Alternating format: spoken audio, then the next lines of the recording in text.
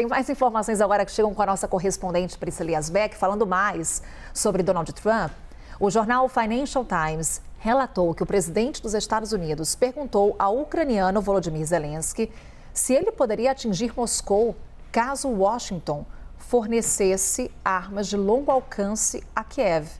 Priscila Yasbeck vai trazer para a gente mais detalhes sobre como teria sido essa conversa no momento em que, de fato, a gente está acompanhando uma mudança na postura de Donald Trump com relação ao conflito, com relação a Vladimir Putin. Priscila Yasbeck, o que temos de informações por aí? Bom dia para você.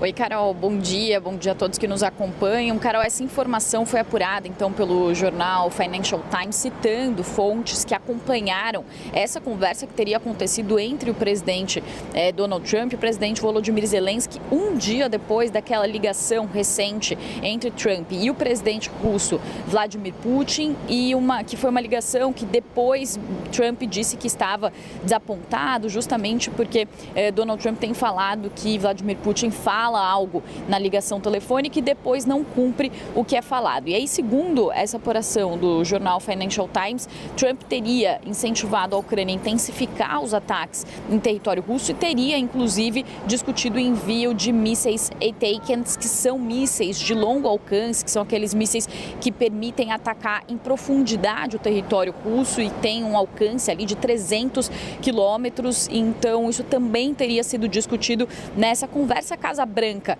não se manifestou depois de ser procurada, inclusive pela agência de notícias Reuters, pela CNN, mas é o que reporta então o jornal Financial Times a partir da conversa com essas fontes próximas ao governo Trump. Também isso acontece, essa informação sobre essa possibilidade de um incentivo dos Estados Unidos ao ataque ucraniano, depois da conversa que Donald Trump teve com o secretário-geral da OTAN, Mark Rutte, e depois da coletiva de imprensa na qual Donald Trump se comprometeu a enviar mais armamentos para a Ucrânia ou enviar armamentos para que os países europeus substituam aqueles armamentos que eles enviaram para a Ucrânia. Isso inclui os sistemas de defesa aérea Patriots, que são aquelas baterias que permitem aos ucranianos interceptar mísseis russos, mísseis potentes.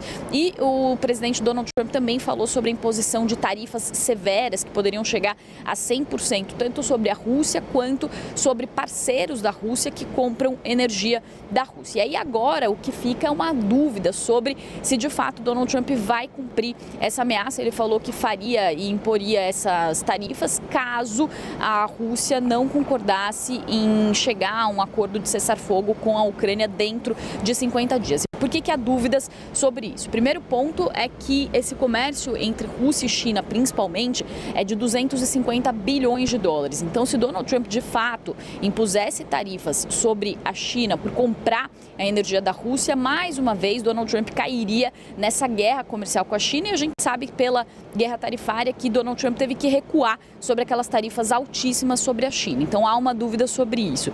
Também há uma dúvida sobre os prazos que são colocados por Donald Trump, que muitas vezes não são respeitados. Então, mais uma vez, ele dá um prazo de 50 dias. Tanto é, Carol, que ontem, quando o Donald Trump fez esse anúncio, a bolsa na Rússia até subiu, justamente porque se esperava algo mais contundente por parte de Donald Trump. Mas, por outro lado, o que alguns analistas dizem é que Donald Trump pode ser mais duro. Dessa vez, não pela Ucrânia, porque ele segue a sua política de America First, mas para não perder a sua credibilidade, já que ele tinha prometido que conseguiria encerrar esse conflito em 24 horas. Então, essa é a dúvida que fica. Só um outro ponto, Carol, também que foi muito destacado, é que Donald Trump mostrou nessa conversa ontem uma aproximação com os países europeus. Isso teria acontecido, tanto porque os europeus é que vão pagar por essas armas e também por causa do acordo de minerais que foi firmado com a Ucrânia em abril. Então, isso casa também com a visão transacional de Donald Trump. Ele ganha tanto com a venda dessas armas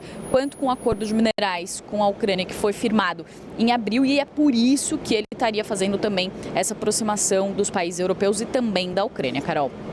Obrigada, Priscila Yasbeck, trazendo para a gente as informações ao vivo, direto de Nova York. Priscila, bom dia para você.